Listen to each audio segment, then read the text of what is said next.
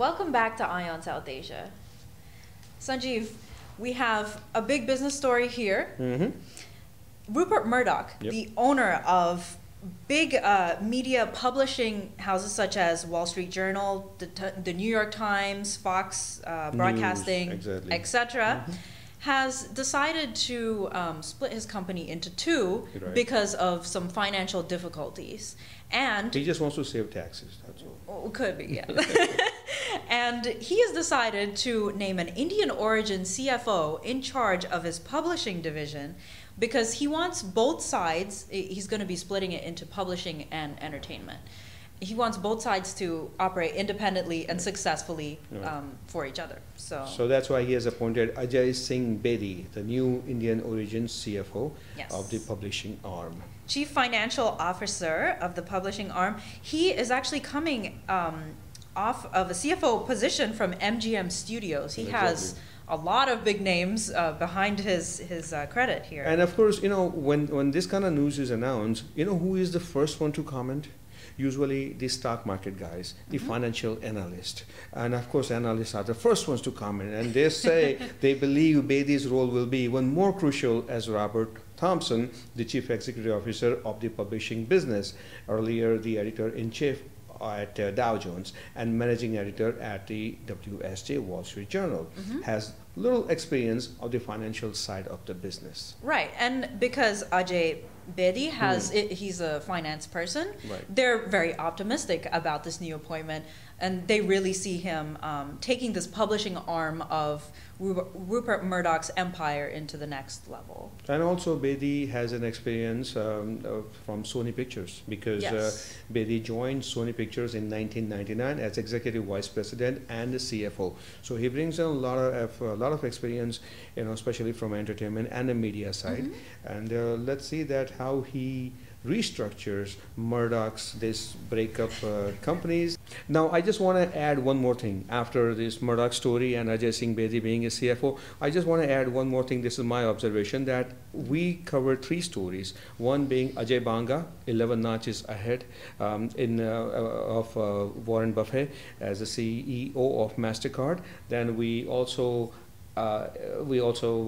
mentioned that Harmeet Singh is a CFO of Levi Strauss, and now Ajay Singh Bedi, Murdoch's Indian origin CFO. I just want to say that these three are Punjabi origin, and Punjabis are doing very well. So all the best to Punjabis, and we're all proud of them. Definitely, and that's a great start to 2013 with so many high position appointments here. Exactly. All right, so we're going to move on to the sports world. I know you're very anxious to cover this story now. Yes, I am. There's big news in the sports world with cricket. So break it down for us. Well, I think, you know, this week we have two big stories. One has to do with batting maestro, the legendary Sachin Tendulkar. There is no one like Sachin Tendulkar. Okay, let's put it that way. And, you know, I think in his 23-year career, he started his career in 1989 against Pakistan. And now 23 years later, precisely on December 23rd, he announced his retirement from one-day international. He had already, I think, you know, he had already taken a step back from T20 tournament years back. But now he just announces his retirement from one-day international. That means he will be available only on a test format. Sachin Tendulkar, we all love him. We are all very proud of him. I think he has served the nation very well. And Sachin Tendulkar is the one compared to legendary Sir Donald Bradman in the world of cricket. But now he has decided to say goodbye to one-day international, but not without setting some records that he's going out after putting 18,426 runs in 463 one-days. What's the average of that? It's about 45. It's 40-something. About 45. There you go. Good. That's very well. And he was actually the first one to hit a double century, meaning 200 runs in a one-day international. And beside that, he's got 49 centuries in one-day games. Yes. So he has put in a tremendous record in a one-day format, and he has decided to retire from one-day international. There has been a lot of speculation lately because his performance has kind of downslided on the field. in the test matches as well as one days. So there were, I guess, group of people wanted Sachin to retire, and there were ex-cricketers and many people wanted Sachin to continue. But finally he decided to say goodbye to one-day cricket, but he'll be available for test, and we wish him well. Great. Yeah, it seems like he timed his retirement well, especially when it comes to those dates that you mentioned. I don't think he knows that. I know. Oh, you know. Yeah, 23 his years fans know it very well. 23 years, and then a team that he started his one-day career against, he decides to retire when India and Pakistan were about to play one day. And I think selectors were just going to announce the team, and a few hours before the announcement, he announced his retirement precisely on December 23rd. Is this a coincidence or well-planned script by Sachin Tendulkar? I don't know. Just to keep us talking, you know. And it's very graceful of a legend like Sachin Tendulkar to be, you know, making way for new upcoming talent into the cricket. Have you ever seen him playing? Of course. Oh, you have. Okay, good. Good to know that. All right. And the other story in this sports segment is India-Pakistan series.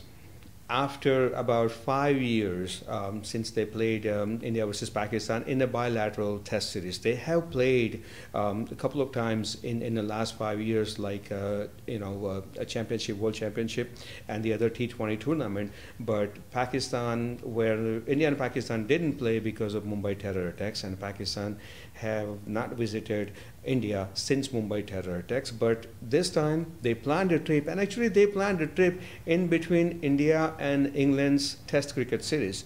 You know, India and England, they played their Test and the T20, and then after English players took a break for Christmas and the New Year, they went back home, and they'll be coming back to India anytime soon, I think within the next week, to complete their one-day series.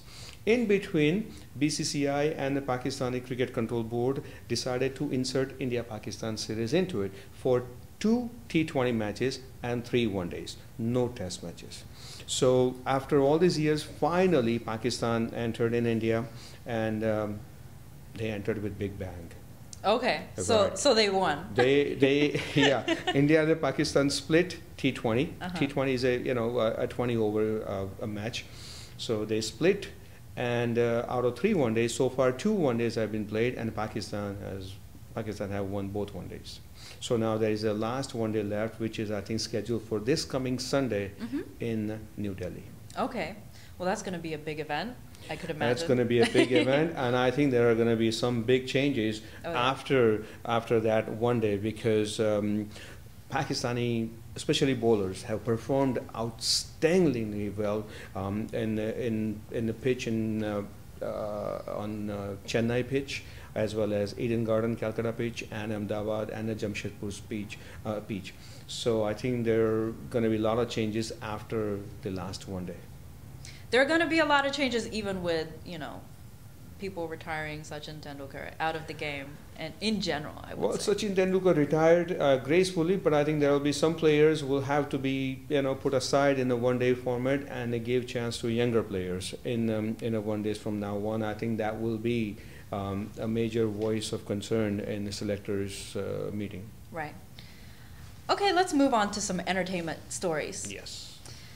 So the Golden Globes are coming up on January 13th in Beverly Hills, and they've nominated several shows with Indian Americans in those shows. Right. This one particular Indian American, well, she's not American, she's actually British, Archie Punjabi. She is starring in The Good Wife, and she has played several roles in films like the French movie Epsion, and now she's being joined as the cast of The Good Wife as Kalinda Sharma. So she's being nominated for Best Supporting Actress in that role. Okay.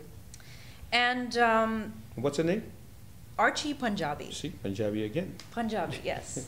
Archana Punjabi, actually. Punjabi, right. Known as Archie Punjabi. That I didn't know. Okay. But then Big Bang Theory is also in the news, right? The CBS Big Bang Theory also in the news with Kunal Nair. Right. He is being nominated, his show is being nominated for Best Series. Right. So there are other Golden Globe awards announced for Hollywood Foreign Press Association has made this announcement for the Best Exotic Marigold Hotel, which we discussed earlier last year, starring Dev Patel and Judi Dench. Also, another Indian actor who gets fame this year for his work is Anupam Kher for his film Silver Linings Playbook. Yes. Okay. So some awards to look forward to. Well, also to continue, Ang Lee's Life of Pi, which stars Suraj Sharma and Irfan Khan, is also in the news. The movie is also being nominated. The movie is a leading nomination for Best Picture. Okay. Yes. All right. Okay. Good stuff. And speaking of movies, we talked about Barfi being one of the official contenders for the Oscar nominees, Best Picture, and now Barfi has been thrown out of the race. And in, I guess its replacement is a Malayalam film directed by Dr. Biju Akashinte Niram, which means color of sky, has kept India in the game. Okay. So now they have about 282 films in contest for this Oscar Best Picture award. Along with that is another film directed by an Indian director, Rupesh Paul's Saint Dracula 3D. And it has gotten nominations, 3 nominations for Best Original Song, Best Background Score, as well as Best Film. Good luck to them. Good luck to all of these contenders. Sanjiv, we have some community news, some big community news in LA. Chino Hills, LA, they've opened up one of their largest Hindu houses of worship, the BAPS Sri Swaminarayanan Mandir. Now, do you know what BAPS stands for? So BAPS, Sri Swaminarayan Mandir actually, opened a new temple in Chino Hills, Los Angeles, and this Mandir and the cultural center sits on 20 acres and includes about 164,000 square feet of building space. Yes. So it's a huge temple. Took a few years in the making, but now finally it has opened up, and I think worshippers in or around Los Angeles area couldn't be more happier to have the temple. They can't wait for this to open. All right, right after the community story, here's one more story which is taken out of the book of philanthropy, where Stony Brook University gets $100,000 donation from Krishna Gujavarti for India studies. This is really a huge and big donation, and the Center for India Studies mission is to promote better appreciation of Indian thought, culture, civilization, and the contemporary issues by developing expertise and the resources for studying India for the benefit of the university and the community. So Dr. Krishna Gujavarti donates $100,000. Excellent. And it's great to see universities getting more contributions from Indian Americans to further study Indian culture and that sort of thing. And that's what they said. This type of philanthropy leadership will inspire others to come forward to invest in the important work of the center. And that's all the time we have for today's show. That's right. Keep watching us every week on Crossings TV, same time, same place. Also find us on YouTube and Facebook to watch all your favorite past episodes of Eye on South Asia. Until next time, this is Bhavna and Vanan signing off and wishing you a great weekend. And this is Sanjiv Pandya. Hope to see you next week with some of the more stories in your favorite show, Eye on South Asia.